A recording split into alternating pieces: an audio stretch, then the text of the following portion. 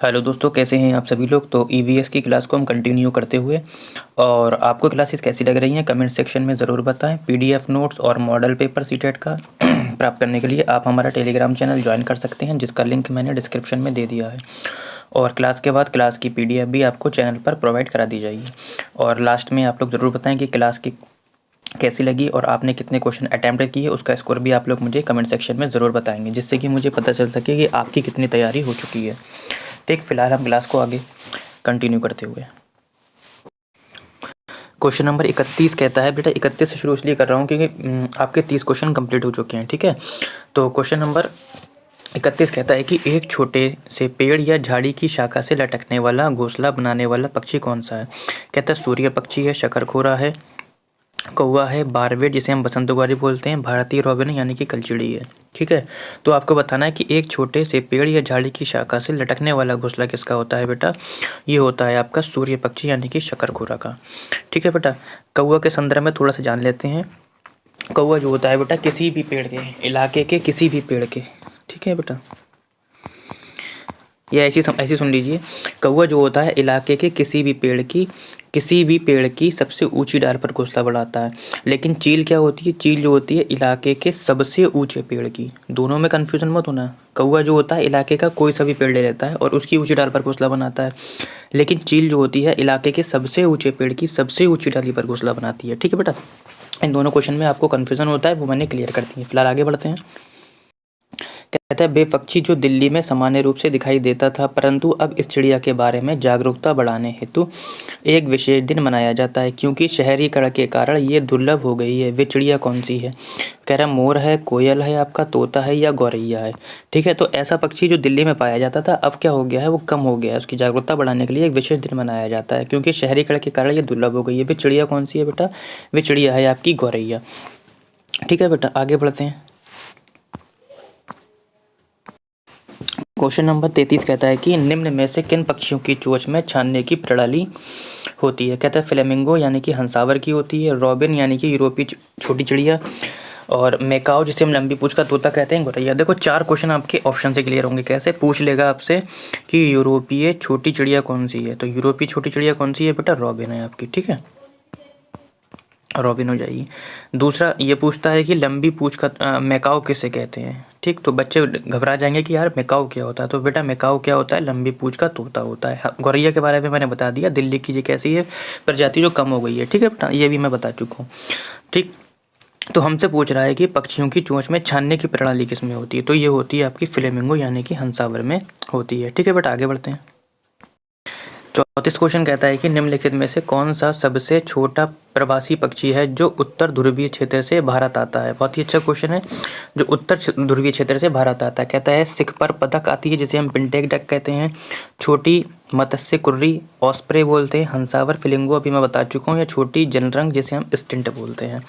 ठीक है, तो छोटा प्रवासी पक्षी जो उत्तर ध्रुवीय क्षेत्र से भारत आता है, तो उसका नाम कौन सा है, छोटी जनरक। ठीक है बेटा, आगे बढ़ते हैं। क्वेश्चन नंबर 35 कहता है कि पक्षी विभिन्न प्रकार के घोंसले बनाते हैं तथा घोंसले बनाने के लिए विभिन्न स्थानों का चुनाव भी करते हैं। निम्न में से कौन से पक्षी पेड़ के तनों में अपने घोंसले बनाते हैं। ठीक है, कहता है कौवा बनाता है, शकरखोरा, दार्जिन बनाती है, बसंत कुमारी, बारबेट बनाती है। देखो पक्षी विभिन्न प्रकार के घोंसले बनाते हैं, ये सभी को पता है, तथा घोंसले बनाने के लिए विभिन्न स्थानों का चुनाव करते हैं। लेकिन एक ऐसा पक्षी भी है बेटा जो पेड़ को तने को अपनी चोंच से खोद कर अपना घोंसला बनाता है। वो कौन है आपका बेटा, बसंत कुमारी, इसे हम बारबेट भी बोलते हैं। दार्जिन चिड़िया के बारे में थोड़ा सा बता देते हैं बेटा। दार्जिन चिड़िया क्या होती है, दार्जिन यानी कि दर्जी, यानी कि ये अपने 2 पत्तों को छिलकर अपना घोंसला बनाती है। ठीक है, 2 पत्तों को छिलकर अपना घोंसला बनाती है। कौवा मैंने बता चुका हूँ कहाँ पर बनाता है घोंसला, इलाके के किसी भी पेड़ की सबसे ऊंची डाल पर घोंसला बनाता है। ठीक है बेटा, आगे बढ़ते हैं। क्वेश्चन नंबर 36 कहता है कि पक्षियों की उस प्रजाति का नाम क्या है जिसमें नर पक्षी अनेक सुंदर घोंसले बनाते हैं और मादा पक्षी उनमें से केवल एक घोंसले चुनते हैं और उसमें अंडे देते हैं। कहता है कलचिड़ी है, शकरखोरा है, दार्जिन चिड़िया है, बीपर है। देखो शकरखोरा मैंने अभी आपको बता दिया है, ये कहाँ बनाता है, तने में बनाता है, तने के अंदर। अभी मैंने बताया था आपको, तने के अंदर। दार्जिन चिड़िया क्या करती है, 2 पत्तों को सिलकर।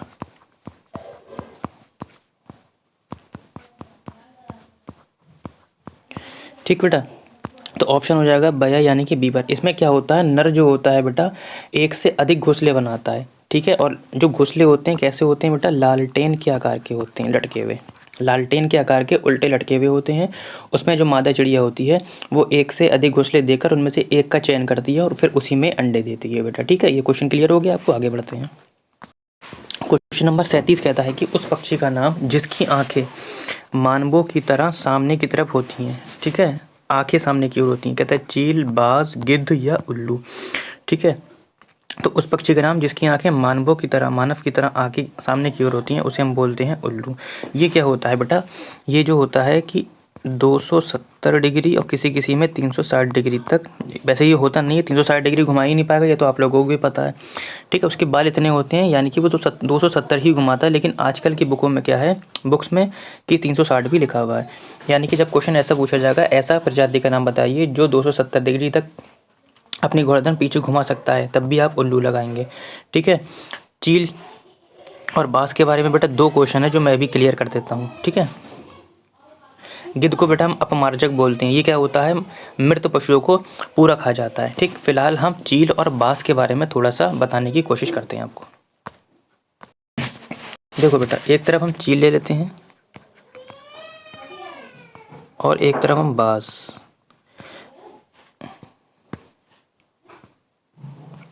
दूसरी तरफ हम शेर, चीता, बाघ, ठीक है बेटा। क्वेश्चन पूछता है कि चील और बाज मानव की तुलना में कितना देख लेती है, शेर और चीता मानव की तुलना में बाघ कितना गुना देख पाते हैं। तो यहाँ से बच्चों को बहुत कन्फ्यूजन होता है कि सर क्या 4 लगाएं, किस में 6 लगाएं। तो बहुत अच्छी एक ट्रिक है। क्या ट्रिक है बेटा आपकी, अच्छे से समझ लीजिए, आज के बाद आप ज़िंदगी में नहीं भूलने वाले इस ट्रिक को। कहता है कि मैंने बोला कि चील और बाज के कितने पैर होते हैं, तो आपने बोला और आंखें कितनी होती हैं, बस इतना याद रखना है। आपने बोला सर चील और बाज के 2 पैर होते हैं प्लस 2 आंखें होती हैं, कुल हो गया 4, यानी कि मानव की तुलना में ये सब लोग कितना देखते हैं, 4 गुना। अब बताओ कैसी ट्रिक लगी, कमेंट सेक्शन में बेटा ज़रूर बताना कि ये ट्रिक कैसे लगी। मैं कमेंट्स का इंतज़ार करूँगा आप सभी बच्चों का। कहता है ऐसा क्वेश्चन बनता है कि चील बाज मानव की तुलना में कितना देखते हैं, कि अब आप भूल पाएंगे कितना देखते हैं, 4 गुना। सेम प्रोसेस बेटा शेर और चीता बाघ में करना है। मैंने बोला कि शेर चीता बाघ के कितने पैर होते हैं, प्लस मैंने बोला आँखें कितनी होती हैं। आप लोगों ने कहा कि सर शेर चीता बैग के 4 पैर होते हैं, 2 आँखें होती हैं, यानी कि 4 और 2 6 होगा, यानी कि मानव की तुलना में ये हमसे कितना देख सकते हैं, 6 गुना। अब बताओ आपको ट्रिक कैसे लगी, कमेंट सेक्शन में मुझे सबके जवाब चाहिए, ठीक है। बहुत मेहनत करी मैंने इसमें, आगे बढ़ते हैं।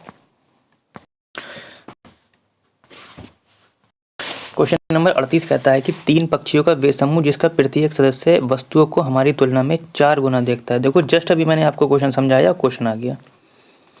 स्पष्ट देख सकता है जो वस्तु हमें 2 मीटर की दूरी से दिखाई देती है वो देती है उसे ही ये पक्षी 8 मीटर दूरी से देख लेते हैं, कौन सा है। अभी मैंने आपको बताया तो लगा दीजिए। बाज, कौवा, कबूतर नहीं है, कबूतर, तोता नहीं, बाज, चील और गिद्ध। क्लियर हो गया आपको क्वेश्चन, आगे बढ़ते हैं। क्वेश्चन नंबर 39 कहता है कि अपनी गर्दन को झटके से आगे पीछे करने वाला सकने वाला पक्षी कौन सा। बहुत ही कन्फ्यूज़न हुआ था जब क्वेश्चन आया था, बच्चे ने पता क्या क्या लगाया था, बच्चों ने सब ने उल्लू पे ठोक दिया था ऐसे करके। लेकिन ये आंसर आपका क्या है बेटा, गलत है। मैंने आपको स्टार्टिंग से बता रहा हूँ कि जब झटके से बात करेगा, किसकी बात करेगा, झटके की, झटके से आगे पीछे कर लेता है, तब आप क्या लगाएंगे, मैना लगाएंगे।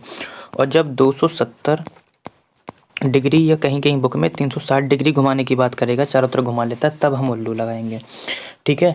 तोता बेटा झुंड में रहता है, ठीक है। कबूतर जिसे हम कपोत भी बोलते हैं, ये अपना घोंसला कहाँ बनाता है, ये पंखों पर, घर पर किसी के, है ना, और रोशनदान में,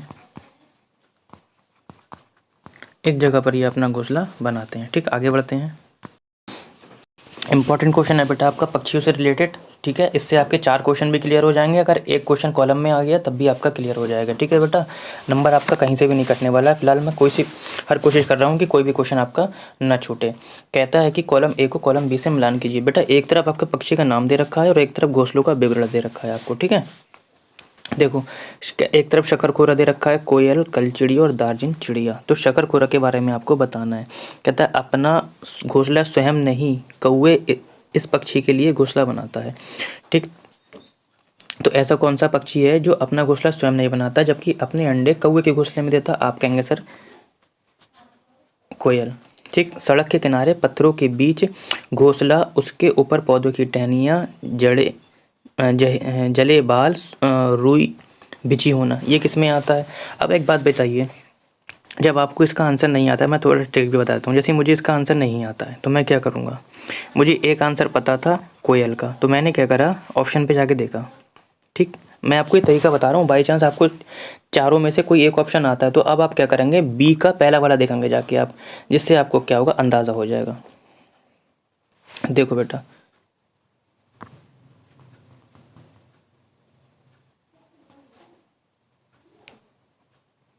देखो बी का दूसरा है, ये ऑप्शन नहीं होगा, बी का चौथा है, ये नहीं होगा, बी का दूसरा है, ये नहीं होगा, बी का पहला है, यानी कि देखो मुझे एक आंसर पता था, मुझे आंसर पता चल गया। ठीक, समझ में आया? ठीक है, आगे बढ़ते हैं।